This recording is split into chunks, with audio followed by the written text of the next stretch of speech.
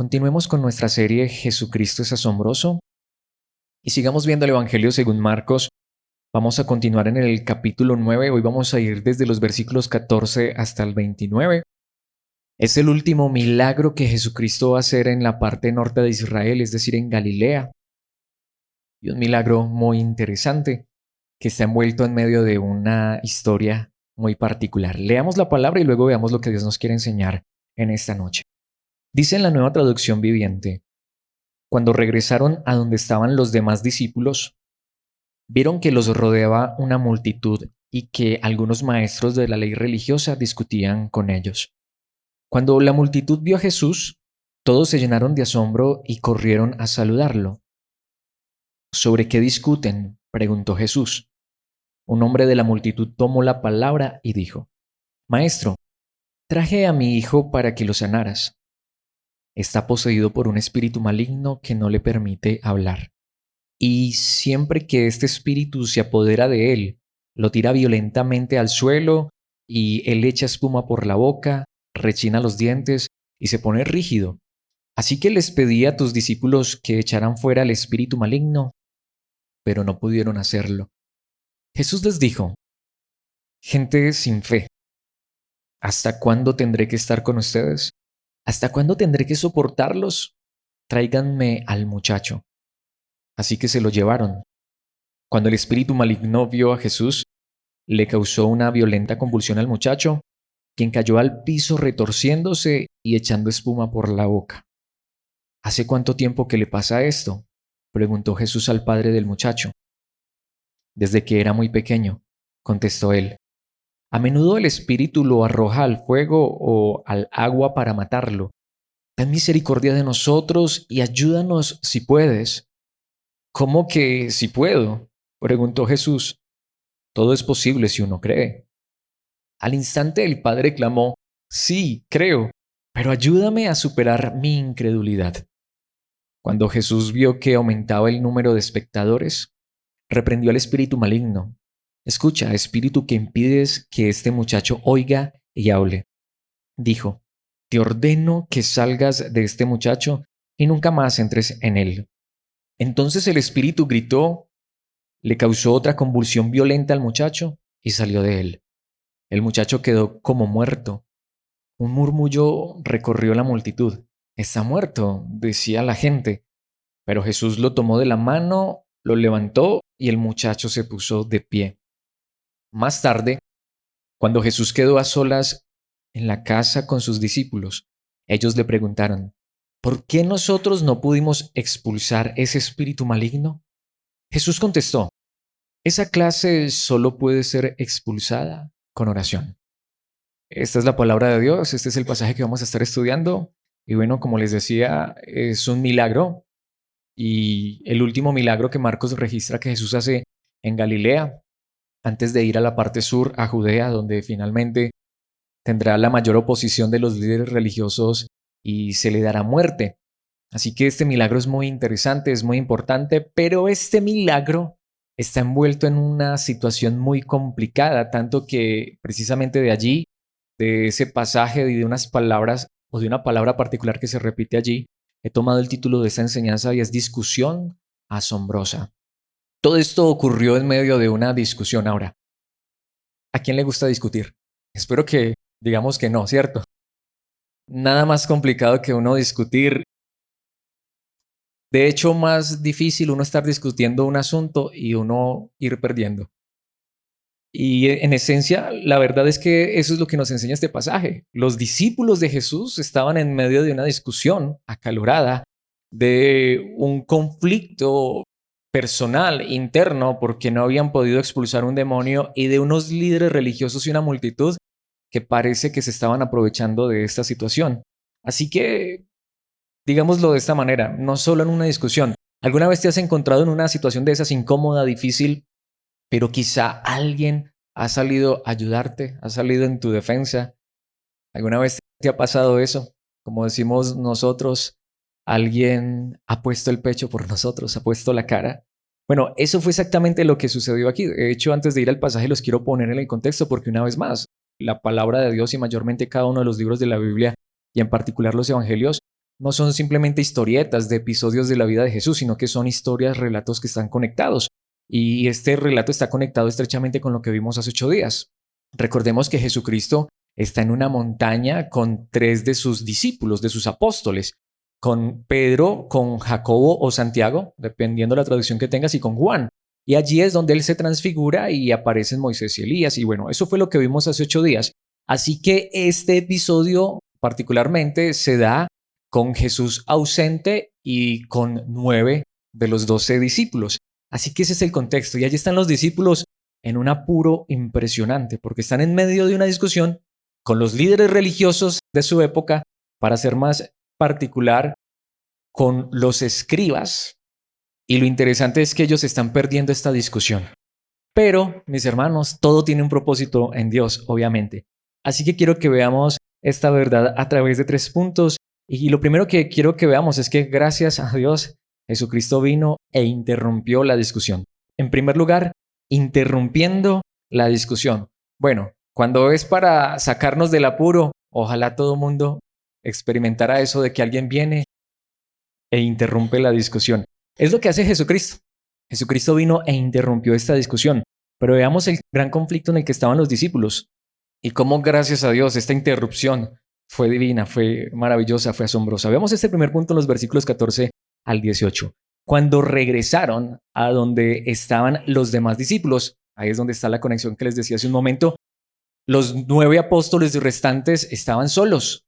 Jesucristo estaba en una montaña con Pedro, Santiago y Juan, pero regresaron a donde estaban los demás discípulos.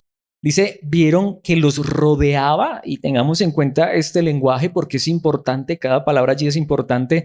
Estaban rodeados de una gran multitud, así que literal, por la historia que nos está narrando allí la palabra, estaban no solamente rodeados porque tenían gente alrededor, sino que los estaban acorralando, los estaban presionando, porque es que este asunto particularmente es muy serio. Dice, y que algunos maestros de la ley religiosa, los líderes religiosos de la época de Jesús, dice, discutían. De ahí es donde tomó el título de la enseñanza. Podemos ver, discutían, de hecho, controvertían, disputaban, estaban realmente en una situación compleja. ¿Quién? Los 9 discípulos solos, sin Pedro, Jacobo, Santiago y Juan, y sin Jesús. Así que lo interesante es que están discutiendo. De verdad, mis hermanos, esto se trata, tristemente, digámoslo así, como de un espectáculo. ¿A qué me refiero? Esa multitud allí estaba, como decimos en nuestro lenguaje, novelereando. A ver qué es lo que va a pasar aquí. Se enfrentaron los escribas o los maestros de la ley religiosa, los que sabían Biblia al derecho y al revés. Imagínate ese debate, esa discusión, junto con 9 de los apóstoles de Jesús, pero están solitos sin Jesús. Y como les decía, y me tengo que adelantar, y están perdiendo la discusión. Les está yendo mal en el debate. ¿Quién quisiera que Jesús viniera y los rescatara? ¿Quién quisiera estar en los zapatos de estos discípulos? Literalmente los tenían acorralados. Y aparte de eso, imagínate, tú discutiendo con los principales maestros de Israel. Digamos que la discusión la tenías perdida. Jesús no está. Y una multitud alrededor escuchando, viendo a ver qué pasa aquí. Pero es que el asunto era serio, dice el versículo 15. Cuando la multitud vio a Jesús, y estaba tan acalorada la situación que literalmente, aunque aquí dice, todos se llenaron de asombro y corrieron a saludarlo, lo que el idioma original dice fue que quedaron aturdidos, como quien dicen, uy, llegó el jefe. Ahora sí que esto se puso bueno. Y de verdad que se puso bueno. Porque, ¿qué es lo que pregunta Jesús? Y allí vemos que se reitera el título de la enseñanza, versículo 16. ¿Sobre qué discuten? Llegó el que era, y lo primero que pregunta es, a ver, ¿qué es lo que está pasando aquí? Yo creo que los discípulos dijeron, ay, siquiera. Llegó el maestro, llegó a rescatarnos. ¿Sobre qué discuten? Preguntó Jesús. Ese era el problema real. Entonces, nuevamente, yo creo que esto fue también a propósito. Dios sabe cómo hace las cosas para darnos una gran lección a nosotros y, por supuesto, una gran lección a sus propios discípulos, a sus aprendices. De hecho, se podría hasta traducir esta pregunta en el idioma original, se podría traducir como ¿por qué están siendo investigados? ¿Por qué los están acorralando aquí los escribas, los fariseos, los maestros de la ley religiosa? Es casi como si Jesucristo en cierta medida les estuviera llamando la atención. ¿Por qué están permitiendo esto? ¿Saben? Porque ese es el asunto. Y aquí es donde ya la palabra de Dios nos está llevando al punto más importante de este pasaje. Mis hermanos, los discípulos se habían dejado acorralar. Recuerdan que ya antes Jesucristo le había dicho a ellos, tengan cuidado con la levadura de los fariseos, de los maestros de la ley religiosa, de los seguidores de Herodes. Tengan cuidado, esa gente es peligrosa.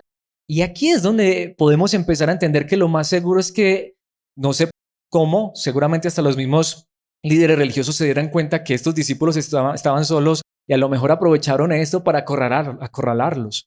Mis hermanos, hay que tener cuidado. De hecho, esto me lleva a que nos preguntemos, yo no quiero ser cuidadoso. Hay muchos lugares, muchas iglesias, denominaciones, donde a los cristianos les prohíben rotundamente hablar con otras personas de otros grupos religiosos. Yo no estoy totalmente de acuerdo con eso. ¿Por qué? Porque es que, mi hermano, yo a ti no te puedo impedir, por ejemplo, que le abras la puerta al que llega muy temprano por la mañana a traerte el mensaje de una revista que no voy a decir cómo se llama, pero tú sabes quién es. Yo no te voy a impedir eso, pero a la vez yo creo que una persona de estas, si uno no conoce bien la palabra, lo puede poner en apuros.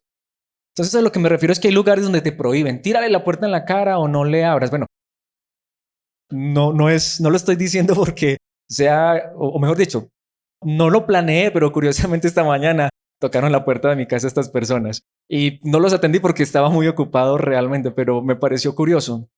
Y no hay que tenerles miedo, pero también entender que uno debe estar preparado para enfrentar a esas personas. Entonces, lo que digo, hay lugares donde te prohíben rotundamente. Y Jesucristo, de cierta manera, no les había prohibido, pero sí les había dicho, les había advertido, tengan cuidado con esa gente. Que esta gente, si no sabes realmente responderles, si no sabes cómo enfrentarlos, son peligrosos. Y yo te digo lo mismo, hay personas en sectas que saben enredar muy bien.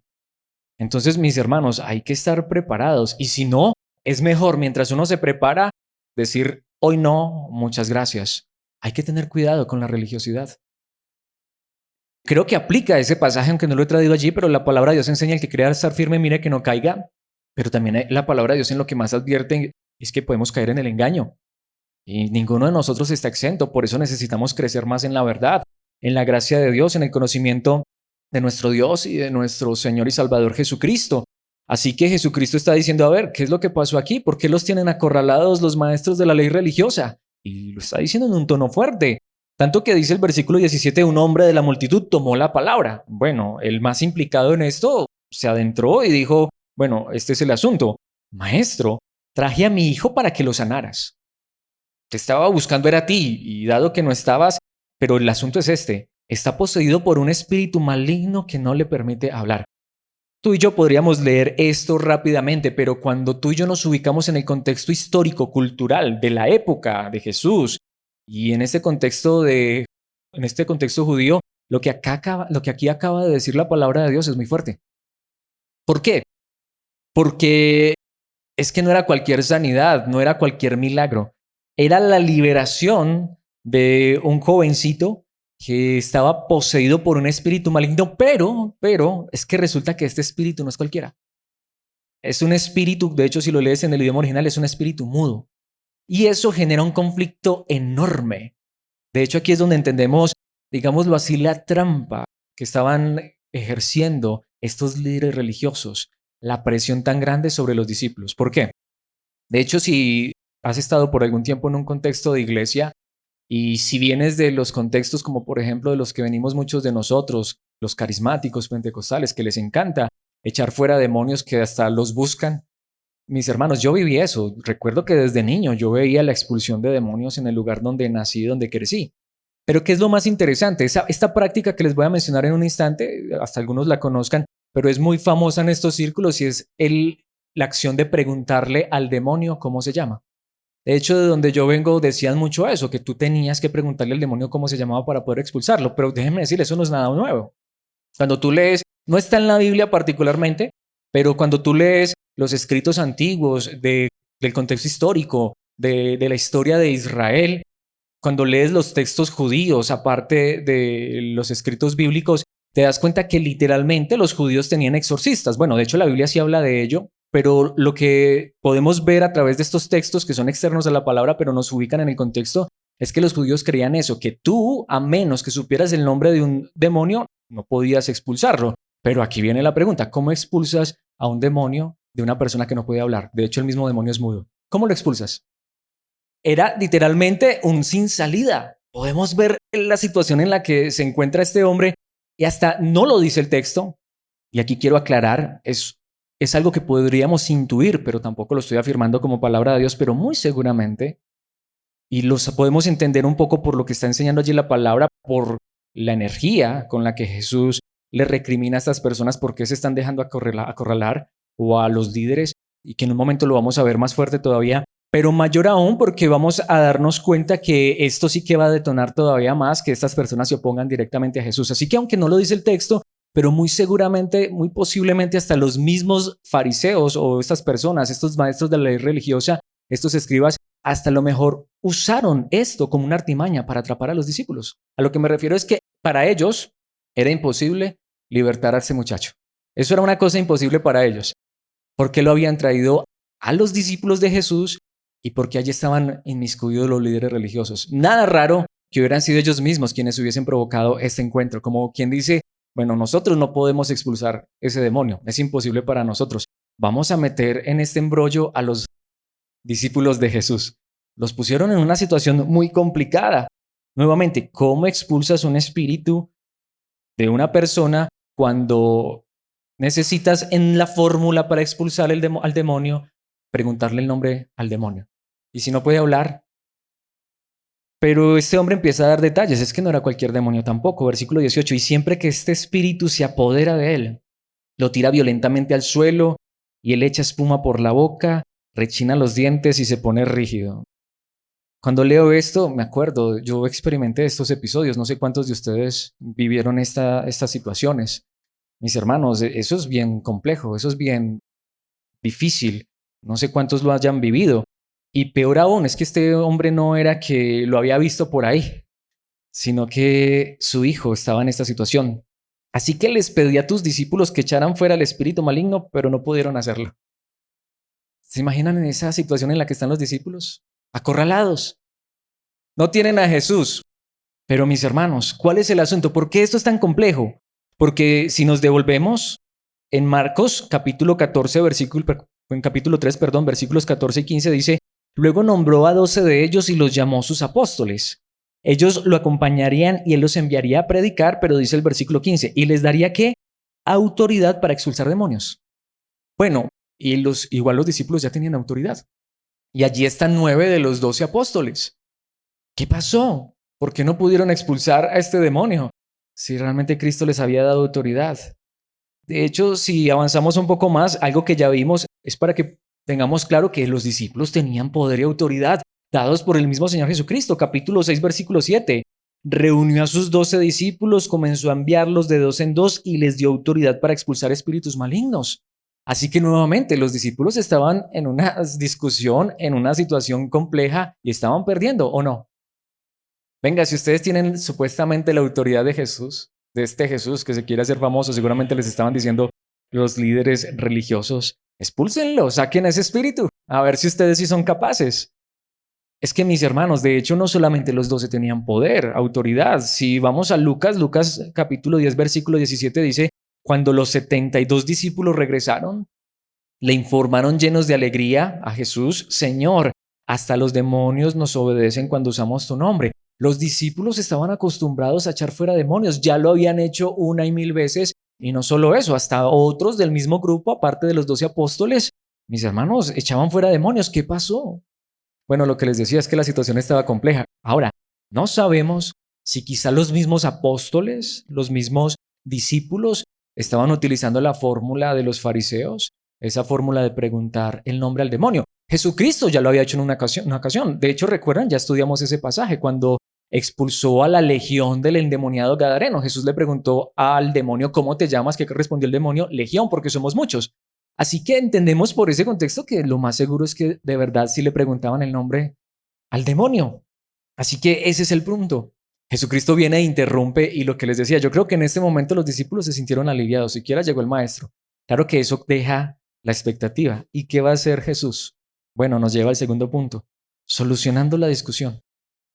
Jesucristo vino a mostrarle a sus discípulos y a aquellos líderes religiosos que él no necesitaba conocer el nombre de un demonio para echarlo fuera, que a él nada le queda grande.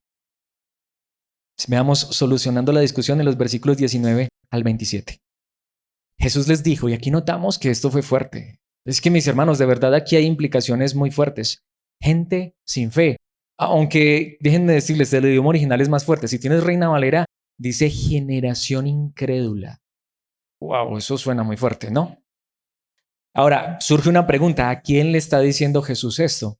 Tanto que hay algunas traducciones que dice que le dijo a sus discípulos, generación incrédula. Bueno, el idioma original no dice que le dijo a sus discípulos. De hecho, el idioma original, al tener esta frase abierta, da la idea que esto se lo dijo a todos.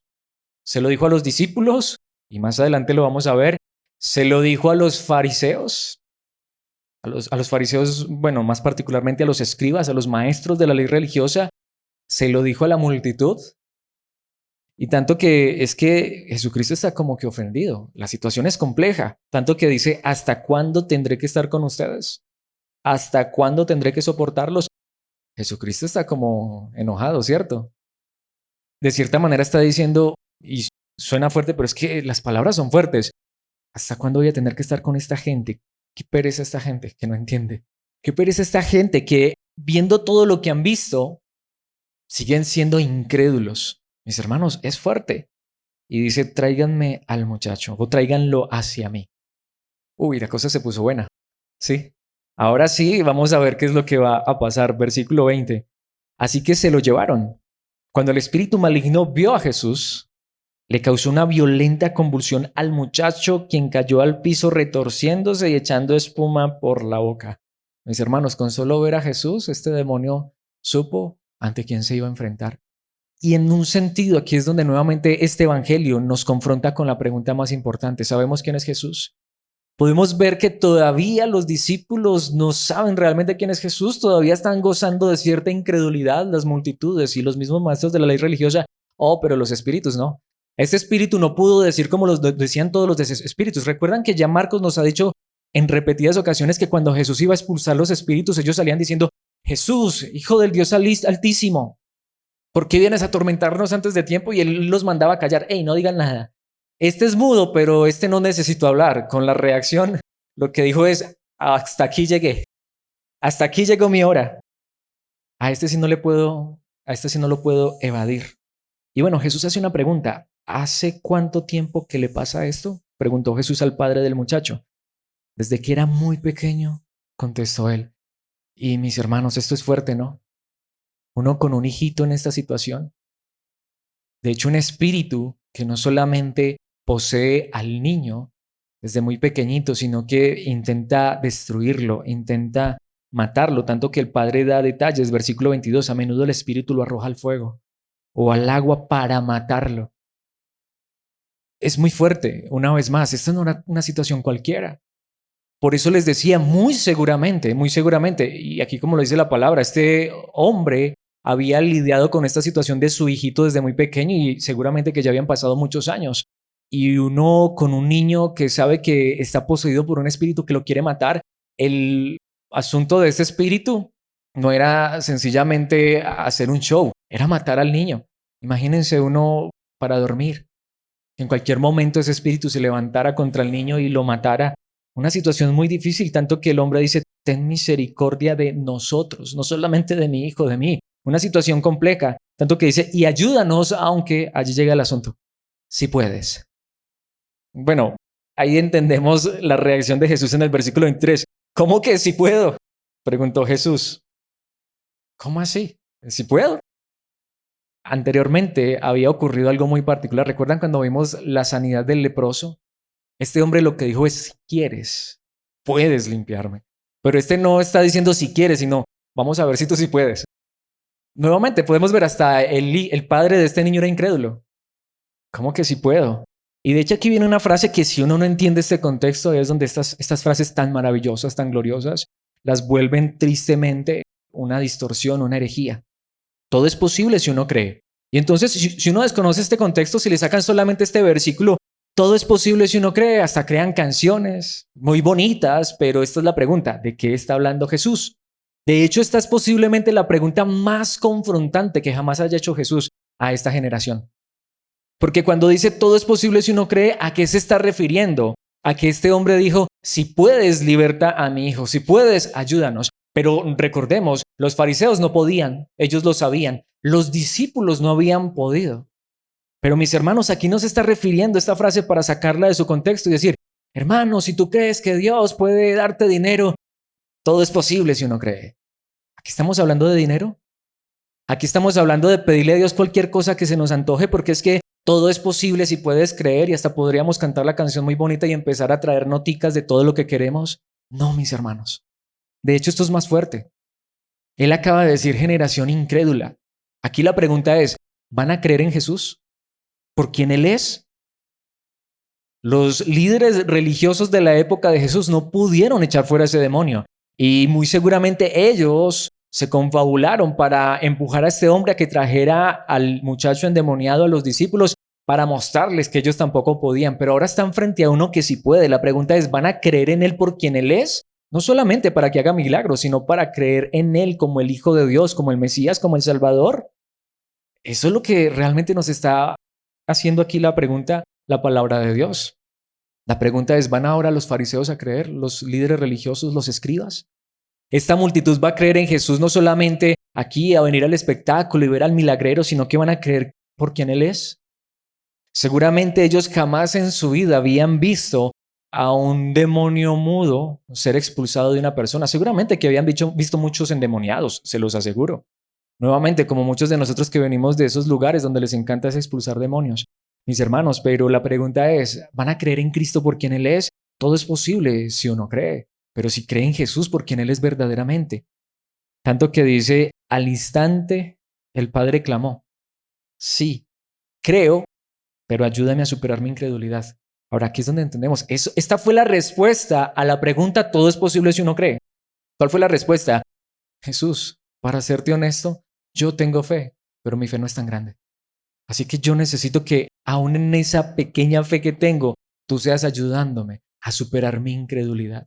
Mis hermanos, este es el punto de ese pasaje. Qué triste cuando sacan ese pasaje de su contexto y lo llevan a pedir cualquier cosa. De hecho, literalmente dice que el hombre gritó, Señor, por favor, perdóname. Sé que debería tener más fe en ti. Sé que debería creer más en ti. Por favor, ayúdame a superar mi incredulidad. Hacia allí es hacia donde nos está llevando la palabra, porque lo que nos está mostrando es que ni los discípulos creían realmente, mucho menos los maestros de la ley religiosa, que solamente era una religión más de las muchas que hay en el mundo. Tanto que dice el versículo 25, cuando Jesús vio que aumentaba el número de espectadores, me encanta esto. De hecho puede sonar muy sarcástico, pero ahí es donde vamos. Esa multitud no eran más que ¿qué? Espectadores. A ver qué, noveleriando, como decimos nosotros, a ver qué va a pasar aquí. Reprendió al espíritu maligno. Y me encanta, escucha. Espíritu que impides que este muchacho oiga y hable. A mí no me vienes a engañar, tú eres capaz de escuchar mi voz. Me encanta eso. Dijo, te ordeno que salgas de este muchacho, pero no solamente te ordeno que salgas y que nunca más entres en él. A veces detalle que se le olvida a muchas personas, porque pueden muchos libertar a personas de los demonios, pero como enseñó un día el Señor Jesucristo, ¿pero y qué? ¿Eso y qué? Si este demonio es capaz de ir, buscar a 7 más, traerlos, y de hecho el estado de la persona postrero es peor que como estaba. Pero aquí hay uno que no necesita el nombre del demonio. Aquí hay uno que vino a destruir los poderes demoníacos, al mismo diablo, sin necesidad de preguntar, porque él no necesita que le den permiso, porque él es el Dios que los hizo. Él es el Dios que los creó y ellos fueron los que se rebelaron contra este Dios. Mis hermanos, te ordeno que salgas de este muchacho y nunca más entres en él. ¿Qué dice el versículo 26? Entonces el espíritu gritó. Se le olvidó que era mudo. Le causó otra convulsión violenta al muchacho y salió de él. El muchacho quedó como muerto y ahí está, los que estaban noveleriando. Un murmullo recorrió la multitud. Está muerto, decía la gente. No, este peor lo mató. Pero Jesús lo tomó de la mano, lo levantó y el muchacho se puso de pie. Cristo solucionó el problema. Cristo solucionó la discusión. Pero queda la pregunta, ¿van a creer en Él? ¿Van a creer en Él por quien Él es, por su poder y autoridad? El que es capaz de echar fuera hasta los demonios que no pueden hablar. Mis hermanos, ese es el asunto verdadero. Todo es posible si creemos que Jesucristo es nuestro Señor, nuestro Dios, nuestro Salvador. ¿Posible de qué? De creer que lo que Él nos dice es verdad y que lo que Él vino a hacer es verdad. Él vino a destruir al diablo, al pecado, a la maldad y vino a darnos más que la solución de problemas en esta tierra, vino a darnos la vida eterna. Por eso quiero que recordemos lo que dice Mateo capítulo 12, versículo 27. Entonces, si mi poder proviene de Satanás, ¿qué me dicen de sus propios exorcistas, quienes también expulsan demonios?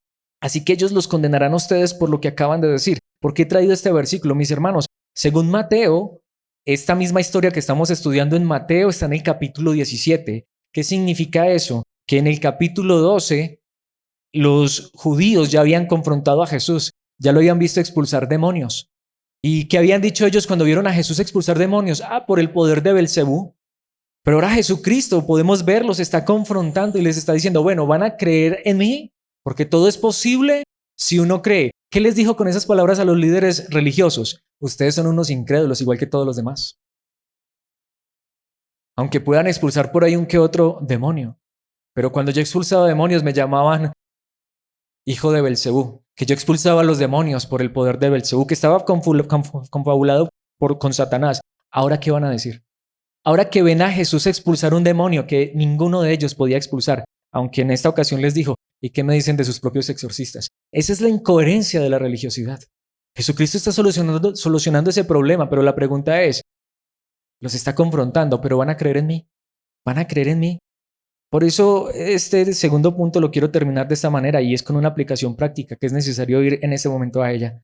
En 2 de Timoteo capítulo 2 versículo 16, Pablo le dijo a Timoteo, evita las conversaciones inútiles y necias que solo llevan a una conducta cada vez más mundana.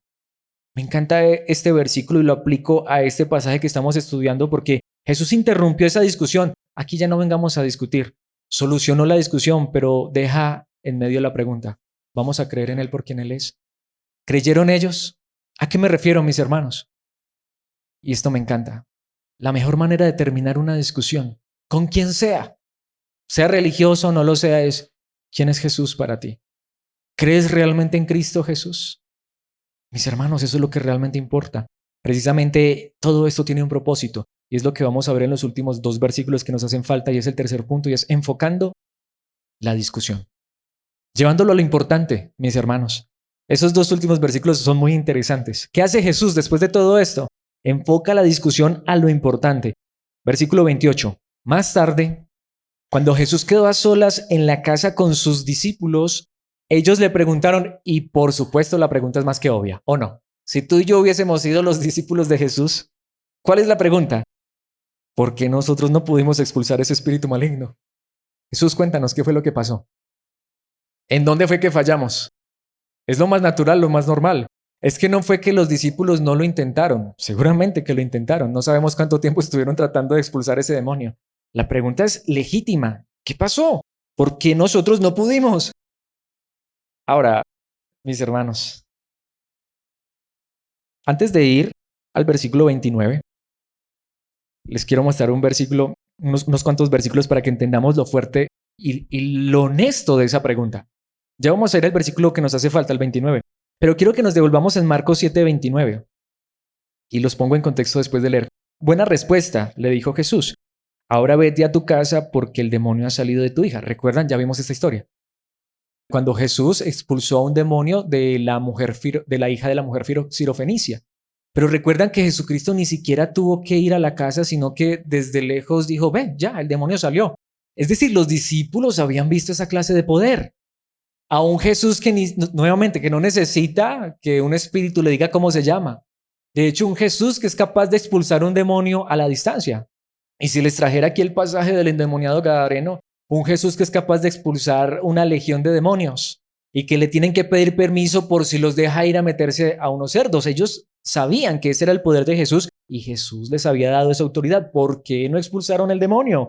De hecho, más adelantico, en Marcos 9:38, dice, Juan le dijo a Jesús, Maestro, vimos a alguien usar tu nombre para expulsar demonios, pero le dijimos que no lo hiciera porque no pertenece a nuestro grupo. Hasta había gente que no pertenecía al grupo de Jesús, pero solamente invocando el nombre de Jesús echaban fuera demonios. ¿Qué pasó con los discípulos? Digo, como decimos nosotros en nuestro contexto, uno queda ardido, no. Pero es que, ¿cómo así? O sea, Nos faltó el abracadabra, nos faltó el ábrete sésamo. ¿Cuál es la clave? ¿Cuál es el santo grial? No lo sé, el santo y seña para expulsar esta clase de demonios. Es más, si nos adelantamos mucho en la historia, en Hechos 19:12 dice, cuando ponían sobre los enfermos pañuelos o delantales que apenas habían tocado la piel de Pablo, quedaban sanos de sus enfermedades y los espíritus malignos salían de ellos. Es que no era tan difícil. De hecho, más adelante en la historia, con solamente un pañuelo que tocó el sudor de Pablo, con eso echaban fuera demonios. Bueno, es que es más, Jesucristo también ya había enseñado en Mateo 7, versículos 22 y 23. El día del juicio muchos me dirán, Señor, Señor, profetizamos en tu nombre, expulsamos demonios en tu nombre e hicimos muchos milagros en tu nombre, pero yo les responderé, nunca los conocí, aléjense de mí ustedes que violan las leyes de Dios. Hasta Jesucristo había enseñado que hasta había gente que no era cristiana realmente y expulsaba demonios. ¿Qué pasó con los discípulos? Bueno, volvamos al versículo 29 de Marcos, que es el pasaje que estamos estudiando. Jesús contestó, es que hay un asunto aquí.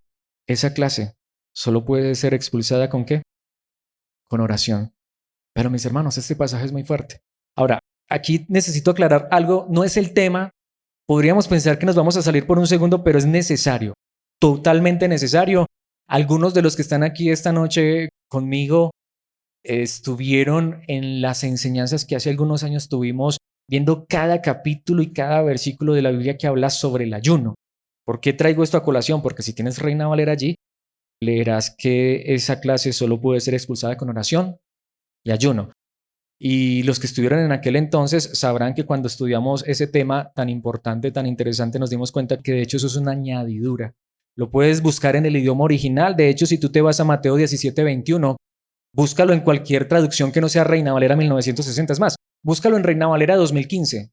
No existe por ninguna parte. Y más importante aún, si te vas a textos, por ejemplo, como el texto griego Nestlé, es decir, tantas ediciones del texto original, del idioma original donde fue escrito la Biblia, ese versículo no aparece por ninguna parte. ¿A qué voy? Tengamos cuidado. El ayuno es un tema muy espinoso porque la Biblia realmente no nos manda a ayunar. Yo sé que eso es fuerte y alguien puede preguntarse si realmente es así, pero si alguien se está cuestionando eso, te invito a estudiar realmente el tema. De verdad, el ayuno, de hecho, más bien brilla por su ausencia en la Biblia, aunque si tienes Reina Valera, pues lo verás por muchas partes, pero los versículos en el idioma original no existen. Lo que Jesús dijo fue, esa clase solo puede ser expulsada con oración. El asunto aquí es la oración. Ahora, ¿por qué tan importante? Y yo creo que aquí es donde entendemos la verdad más hermosa de este pasaje y la parte más práctica de este pasaje. La palabra de Dios no nos manda a hacer sacrificios. El sacrificio más grande lo hizo nuestro Señor Jesucristo.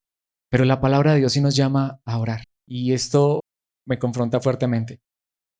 Mis hermanos, nos podría estar pasando como a los discípulos. Es que se les olvidó orar. A lo mejor se acostumbraron mucho a estar con Jesucristo, a ver señales, a ver milagros, a ver prosperidad, porque es que ellos después de la multiplicación de panes y pescados, luego les tocaba cargar canastas de sobras. Mis hermanos, la oración es importante en nuestras vidas.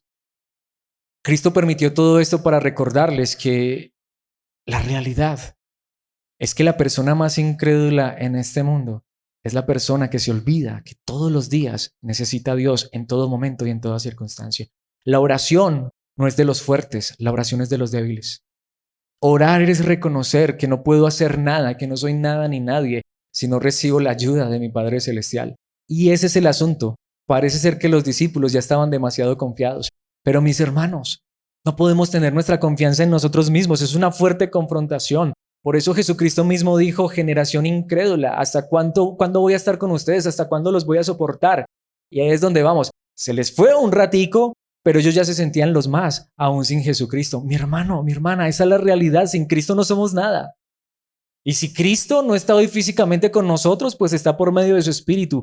Pero necesitamos reconocerlo a Él todos los días de nuestra vida. La oración no es una opción para el cristiano, es una necesidad. Es lo que Cristo quiso enseñarles. Porque eventualmente Él ya no estaría con ellos. Y aunque vendría por medio del Espíritu, pero si hubo algo que les enseñó Jesucristo a sus propios discípulos es a orar. De hecho, es una de las verdades más hermosas en la palabra de Dios. El mismo Jesucristo, Dios hecho hombre, el Hijo de Dios.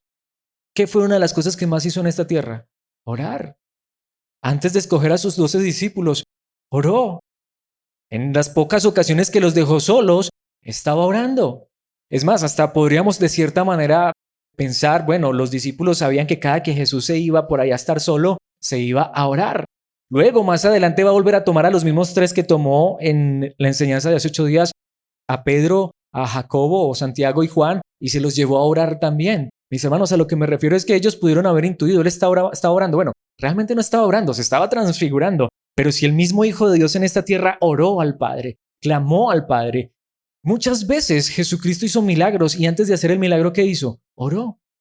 ¿Qué les está enseñando? Discípulos, está bien que les he dado poder, les he dado autoridad, pero no se olviden de dónde viene su fuerza. No se olviden de dónde viene su confianza. No es de ustedes mismos. La oración es fundamental. La oración es importante. No sé a cuántos, pero a mí esta palabra me está hablando. Nuevamente, aquí no estamos hablando tampoco de una religiosidad, venir a mostrar cómo nuestras rodillas tienen callos. De hecho, no sé para cuántos también sea esto complejo. Yo vengo de un lugar donde tenías que estar 1 hora antes de que empezaba el servicio. No sé para qué, porque eso no lo enseña la Biblia, de pronto para mostrarle a los demás que uno era de oración. Pero mis hermanos, no es para demostrarle a nadie. No necesitamos demostrarle a nadie que somos personas de oración, sino entender que la oración es vital en nuestras vidas. Y si lo podemos hacer de rodillas, bien, y si lo podemos hacer de pie o como lo queramos hacer, hasta te lo digo, hasta si quieres orar cuando estás acostado en cama, cuando estás en el camino, que en todo momento, de hecho, esa es la enseñanza de la palabra de Dios. Oración, orar. Orar es hablar con nuestro Dios, es saber que sin Él nada somos, que lo necesitamos hasta para respirar. Mateo 17:20. Ustedes no tienen la fe suficiente, les dijo Jesús. Es el mismo pasaje. Les digo la verdad, si tuvieran fe, aunque fuera tan pequeña como una semilla de mostaza, podrían decirle a esta montaña, muévete de aquí hasta allá, y la montaña se movería. Nada sería imposible, pero esta es la pregunta. ¿Con qué se alimenta la fe? ¿Con qué crecemos en la fe? Sabiendo que sin Él no somos nada. Sabiendo que lo necesitamos a Dios, nuestro Padre, todos los días. Lucas 18:1. Cierto día, Jesús les contó una historia a sus discípulos, y no la he traído porque nos demoraríamos mucho, pero a lo que me refiero es, les contó una parábola. ¿Recuerdan la historia de la viuda que iba constantemente a donde el juez a que le hiciera justicia? Les contó una historia a sus discípulos para mostrarles que siempre debían orar y nunca darse por vencidos. ¿Por qué no lo pudieron echar? Pues porque estaban muy seguros y confiados en sus propias fuerzas. Si yo no estaba aquí, es que, como les iba a decir en otra ocasión, no lo he traído allí, pero separados de mí, no pueden hacer nada.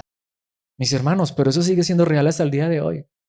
Mis hermanos, yo no me puedo parar aquí a predicar si no le pido constantemente a Dios que me dé gracia, que me dé sabiduría, que abra mi entendimiento.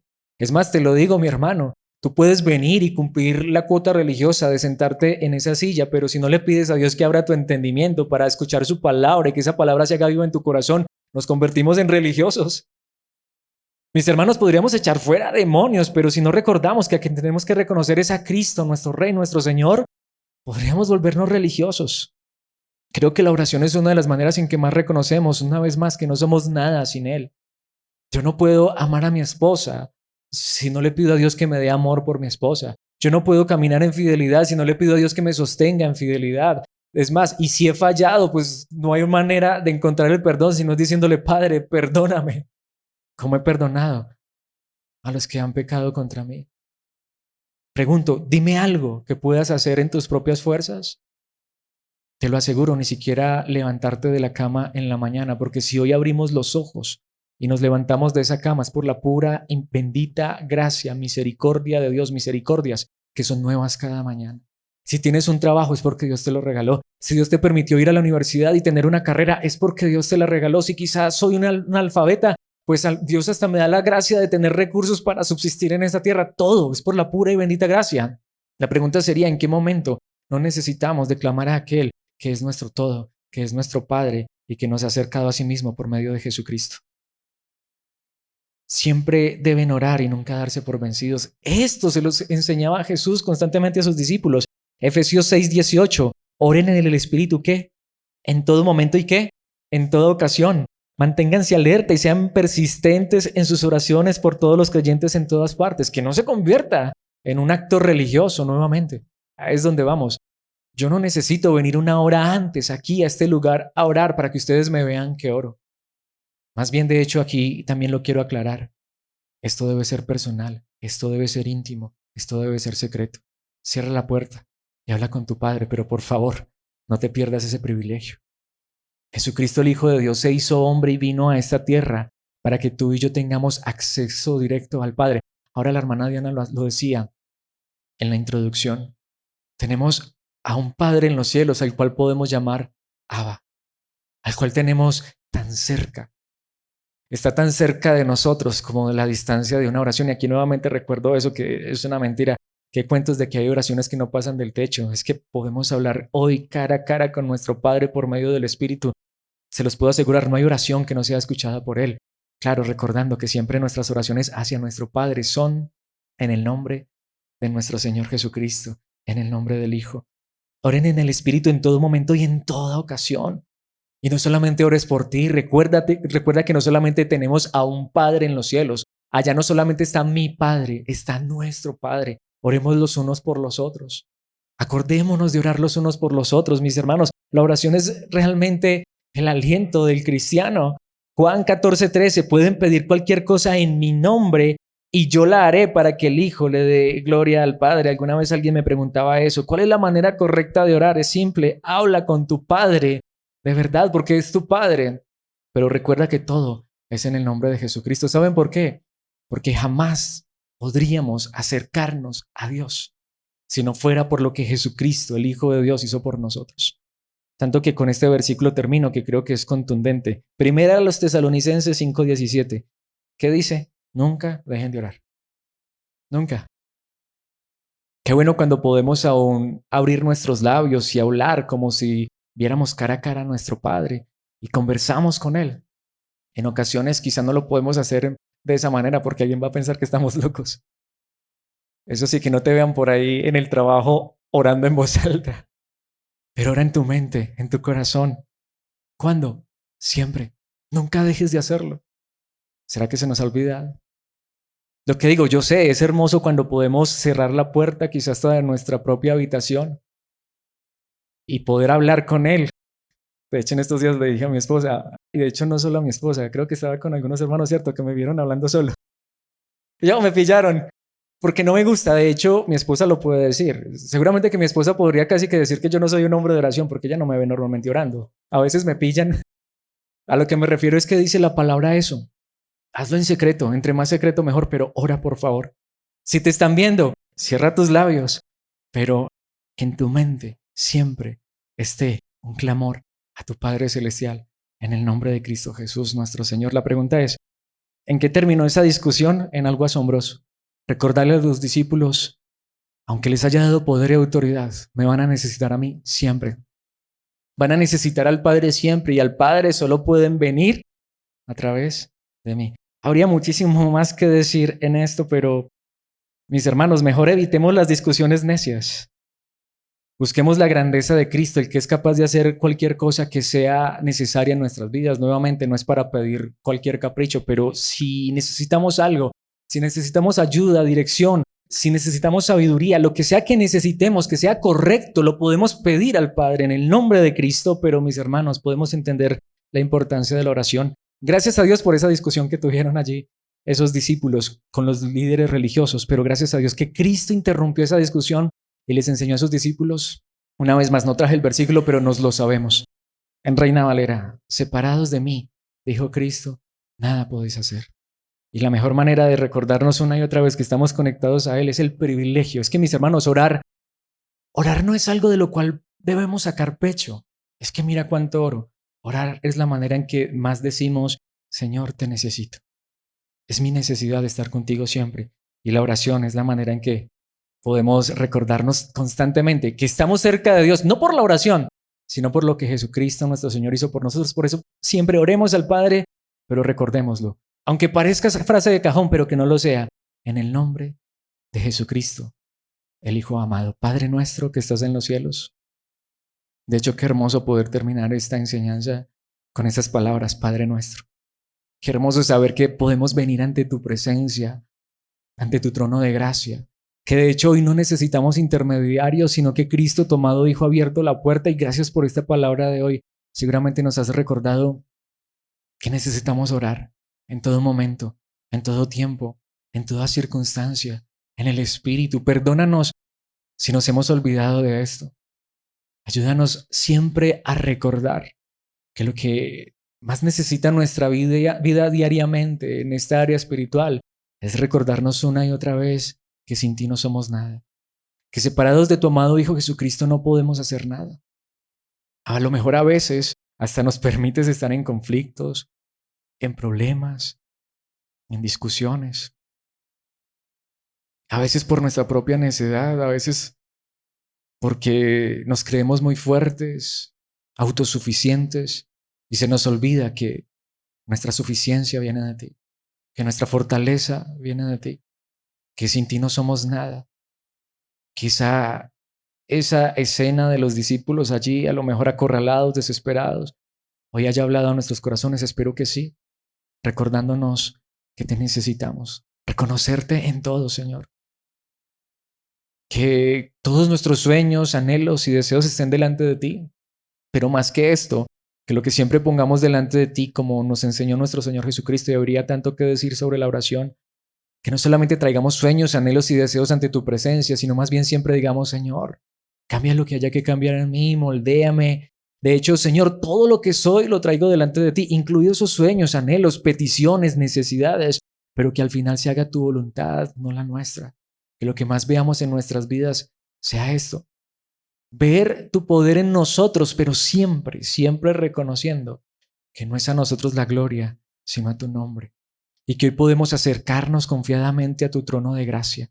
Que hoy podemos clamar: Abba, Padre, en nuestros problemas, en nuestras dificultades, pero que también recordemos que debemos decir: Abba, Padre, tú eres nuestro Padre y tú eres nuestra fortaleza en los triunfos, en las victorias, para que no se nos olvide que nuestro gran poder proviene de ti, no de nosotros. Enséñanos a orar. Si no lo hemos hecho, Señor, como un día los discípulos lo dijeron al mismo Señor, enséñanos a orar, pero que nunca se nos olvide que también esto debe ser secreto, privado. Que no saquemos pecho, sino al contrario, que reconozcamos cuánto te necesitamos. Que podamos siempre empezar un día con un clamor a ti, terminarlo dando gracias a ti, y que en todo momento, en toda circunstancia, oremos a ti, en el nombre de tu amado Hijo Jesucristo. Esto te pedimos en aquel que solucionó ese problema, esa discusión ese día, en aquel que es el que nos acerca a tu trono de gracia, tu amado Hijo, en sus méritos. Amén y amén.